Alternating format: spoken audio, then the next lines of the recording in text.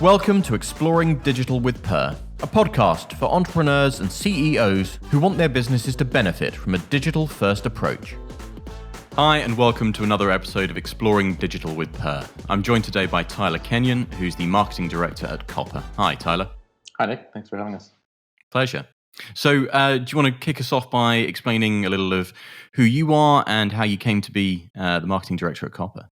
Sure. So I've had something of a varied background, but I guess I've been in the marketing and the communications field for the past 10 years or so, with some derivations into other occupations along the way. But communications has always been sort of at the heart of what I've been doing. And I've met some of the guys here through a previous place of employment. And a couple of years ago, I guess it was late 2017, we decided to set off and create Copper. For some background on Copper, Copper works in the infrastructure space of digital assets. So it's like Bitcoin, Ethereum, and all those crypto assets, digital assets, whatever you want to call them this week. So we provide a lot of the facilities for storage and acquisition, as well as trading.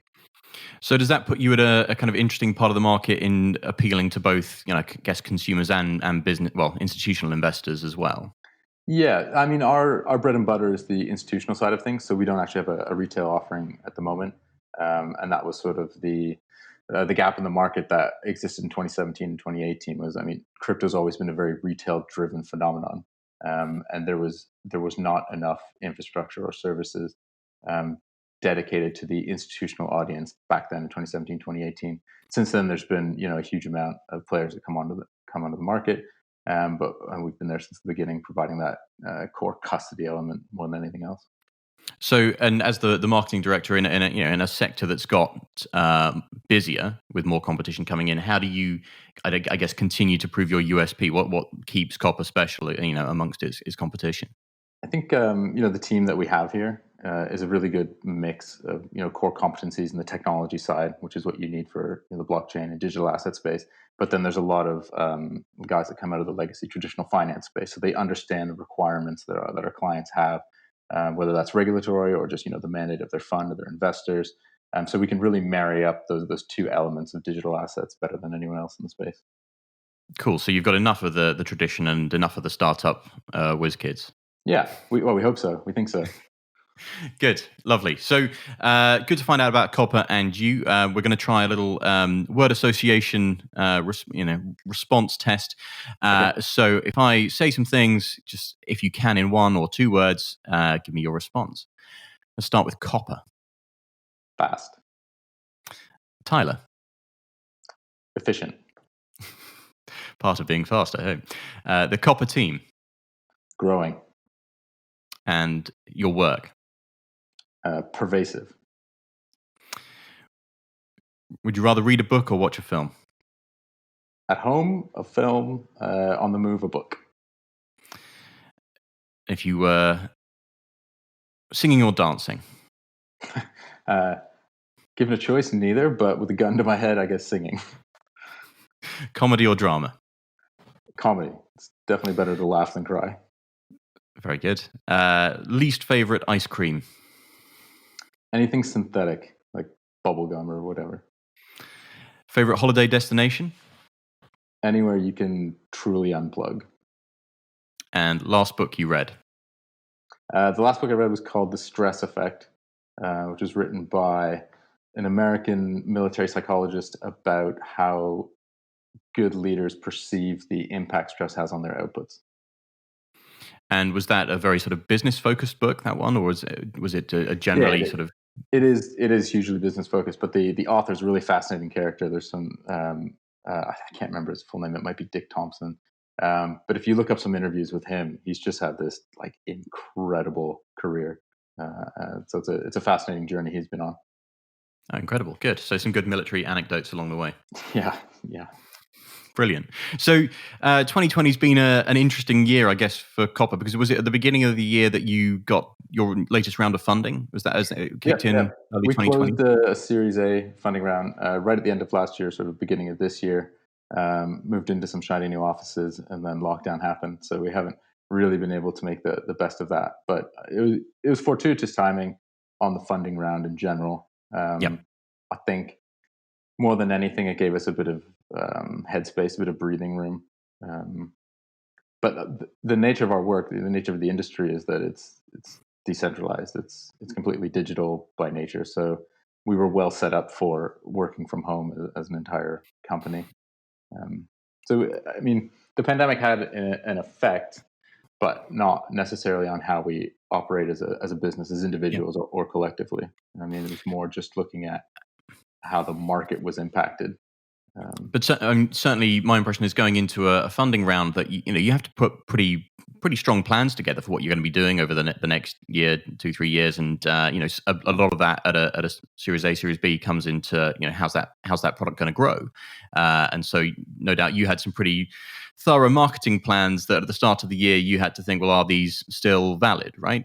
Yeah, Or absolutely. And I think in the crypto space, because it's still such a new space, there's a huge emphasis placed on like meeting up with people and doing events and speaking at events, and for the BD guys being able to actually go and shake hands with people and network like that. So having all of that shut down meant we had to quickly re-examine our marketing plans and our budgets and reallocate funds that we thought was going to go towards travel and sponsorship of events, and then redirect it towards other elements like PR and online market launches and online advertising, things like that.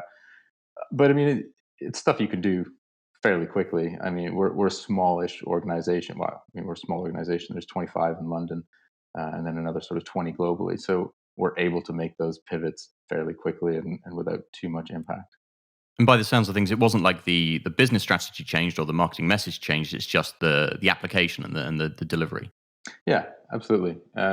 Because of the nature of crypto, everything's online to begin with. So, we weren't talking about like manufacturing facilities or production being impacted by working from home or anything like that. So, I mean, our product line did change and has changed fairly substantially over the last 8 months, but that's driven by client demand, not necessarily by um, a pandemic.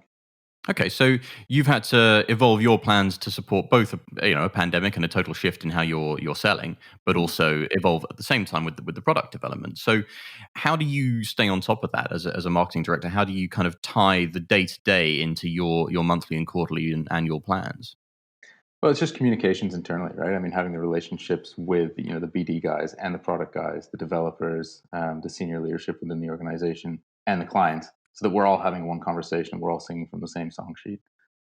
When everything's tied together like that, it's very easy to make quick changes, whether it's on the product side or the market side. And so, what's your lead time between a kind of let's change the way we're going to try and sell this to actually seeing that live and in the flesh? I guess it depends on the scale of the project or the question, but if we have some feedback from a client that our core product needs changing to accommodate an element of their business, I mean, we can turn something around in under 2 weeks. Yep, through all the way, and so you'll be involved as well as development, planning the comms around whatever that product is. Yeah, absolutely. It's partly taking in the communications and the feedback from our clients, but also in when we're putting out the messaging to the entire client base after that. That's the marketing team's involved from start to finish. So, what proportion would you say of the kind of the innovation in the platform is now client driven, and what proportion is kind of your existing roadmap? It's probably 100% client driven at this point. Really? So in 2017, we came together as a team. 2018, January 2018, we really started R&D on the first iteration of the product, which was the core custody application. We've probably spent 8 months doing that and working with one or two like beta clients later in that process. And then as soon as that product launched, everything we've done since then has been client driven. Yeah, that's pretty amazing. So, uh, clients get to be a real stakeholder in the business and progress the platform. So, um, do you think that's something that you do as well as your competition? Do you think that other people are any worse, better? Has that been part of your strength as a business? I think so some of the incumbents in this space who had a retail offering to begin with and have tried to adapt it to suit an institutional offering, they're probably less able to, pivot like we are because they still have to service that other retail audience. Or they Yeah, have, and it a legacy infrastructure that just doesn't accommodate the new way of doing things that is a prerequisite for institutional customers. So I think we probably are able to move more quickly than the incumbents in the business. That someone that's maintaining a whole code base across Hmm. multiple applications. Okay, that's Yeah, pretty cool. So being specialized helps your how well you can innovate because you're only catering to one audience. absolutely. Um, how much of the innovation do you think has been enabled by this latest round of funding? Would you have been able to continue at some pace of R&D, or was it you needed that money to be able to achieve all of these things? I think it's enabled us to achieve more than we would have on a roadmap pre-funding. Absolutely, and it gives you again that even just that like breathing in the headspace to think about and engage longer with clients about what their requirements actually are. And is there anything you think, in retrospect, you would have done differently after that round of funding? Rather than I don't know the Mayfair offices um, or growing Yeah. in a particular way. Is there anything you think? Oh, I wish I'd done that differently this year. Um, I don't know. 2020 has been such an impossible year to, you can't look at it versus a previous year, even. It's just too different. And as it was our Series A that we did in February, we can't really compare it to a previous funding round, even. Um, so, I mean, every day's a school day. Every day we're learning more. And I probably wouldn't change that. And yeah, hopefully you get to spend a bit more time in the office and listen to the supercars. Yeah, exactly. Yeah, we are in the office today. I mean, not all of us. I think, as we said earlier, there's about 25 on our team in London, and there's about 5 people in the office today.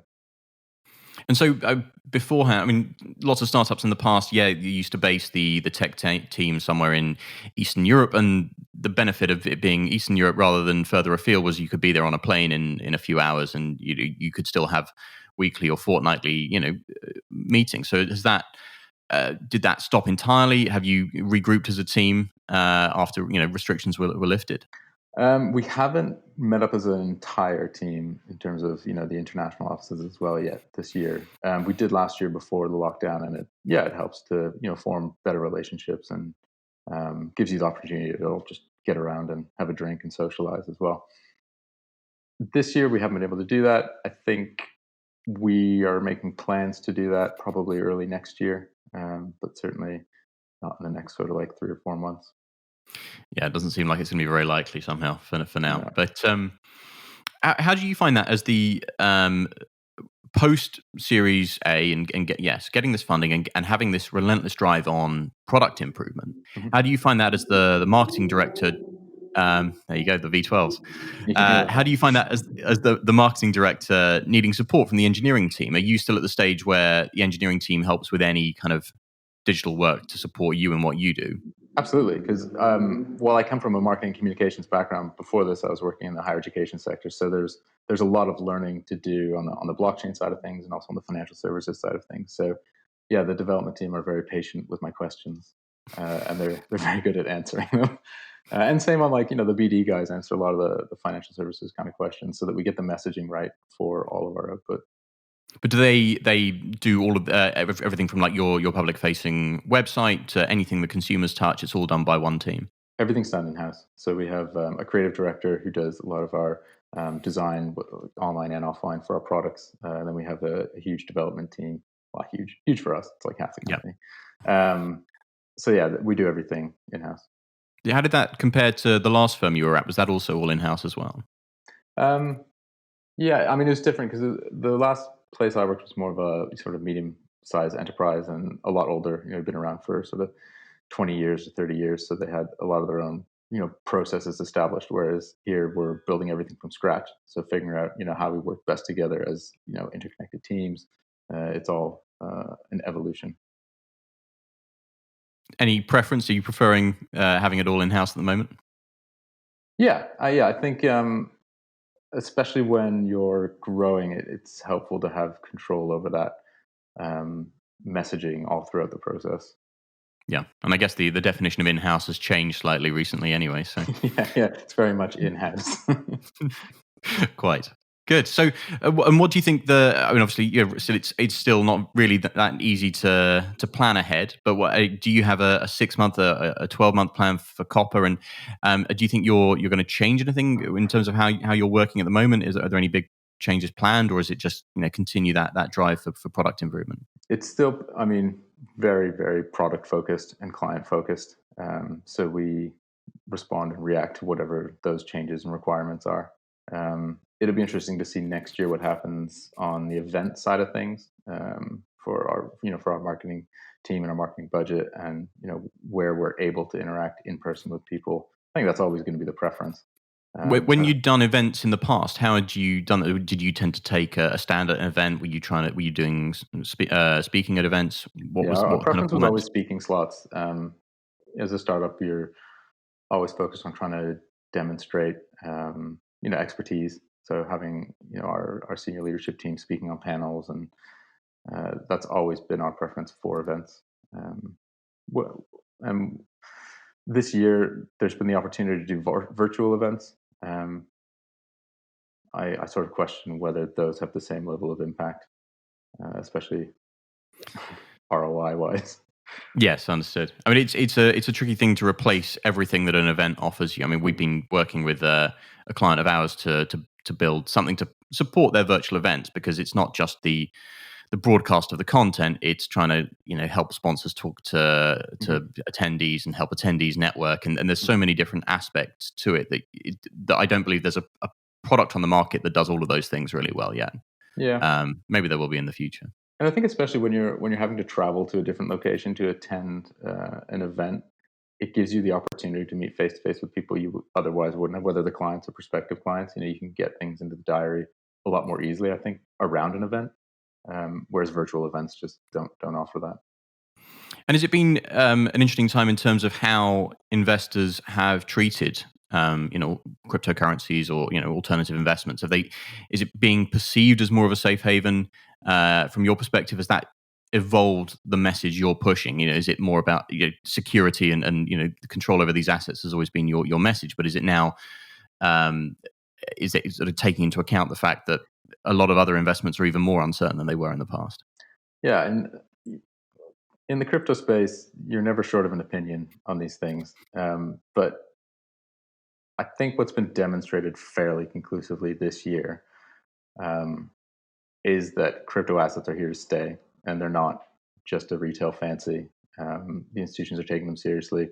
I mean, Bloomberg yesterday came out with a piece from their commodities team where they were comparing it to gold and saying if you look at the performance of Bitcoin this year, it's a safer and more profitable investment than anything on the S&P 500. So, yeah, people are taking it seriously.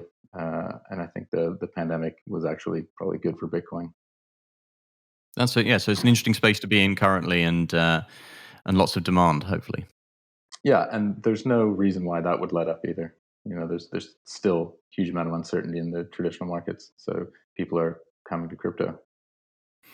Because I know a lot of the startup space has been quite an interesting one to watch through 2020. Some startups obviously were very focused on markets that just didn't work anymore.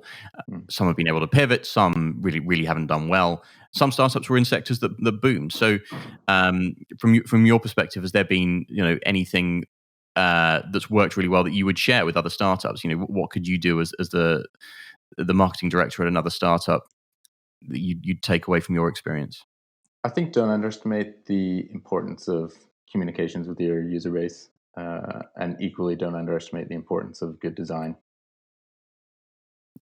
I got to say, for a company with internal design function, Copper looks like a really fantastic product, and it's very beautifully designed down to the marketing website. And I think that hopefully, I'm assuming that kind of level of care and attention is seen all the way through the product as well. Yeah, and I got to give huge shout outs to Ben and Artem, who are our designers in house, who do just a fantastic job with anything they touch. Well, that sounds like a very good asset to hold on to. Yeah. Brilliant. All right. Well, thank you very much for talking to me. Really appreciate it. And, best of luck with everything that's going on at Copper. Thanks very much, Nick. Pleasure. Thanks for joining. Remember to subscribe and follow us, and to share today's insights with other businesses who want to stay relevant in a digital-first world.